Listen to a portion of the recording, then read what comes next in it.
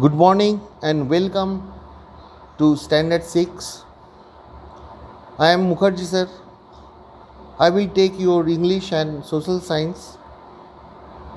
Today we will study Social Science. Let's know the history, unit number 1. Before reading or give the descriptions, I want to tell you that I will not read textbook. The entire story of unit 1 I will give you a information or in a short form or summary form that you may understand easily. Okay, one more thing I want to tell you, when this video will come to you, you must see and watch and try to understand what I say, and I will give you also work that you will complete and send to me your work. If you don't understand in any part of the story, you may ask me through my WhatsApp. I will give you my WhatsApp number and everything. Okay, then let's start our study. This is the history part of the social science. First, let's know the history. Social science gives us information about the social world of human beings. Social science introduces us to the present life, while history gives us information about past of human society. To know history, the sources like palm leaf, brick, bark, paintings, sculpture, pillars, coins, bricks, tombs, tools, food samples, bones of animals and humans, ornaments, costumes, diaries, scriptures, etc., became helpful. In the ancient times, humans used to write on Tatpatra and Bhojpatra. Tatpatra means manuscript written on the leaf of a palm tree. Manuscript means something is written that inform you, that means informations. Bhojpatra means in manuscript written on the thin bark of beech tree which grows in the Himalayas.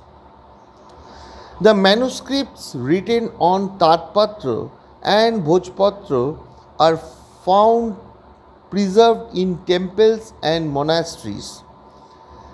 Their texts are found in Sanskrit, Prakrit, and Tamil languages.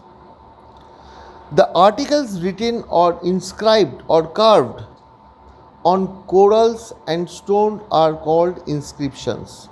That means something is written using hammer and some other article to carve in the stone is called inscriptions. Every often they are also found in metal, that is called metal inscriptions. The kings used to converse with people by inscribing or carving their orders on the rocks so that people could see, read, and obey them. Ashok's inscriptions are very famous.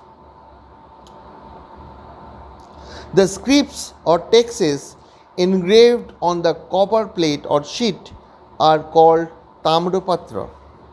The Tamrapatras are preserved in Hemchandra Acharya Library of Patan, LD Institute of Indology in Navarangpura, Ahmedabad, BJ Learning and Research Studies, Vidya Bhavan, Ahmedabad, Sri Mahavir Jain Aradhana Kendra, Koba, Gandhinagar.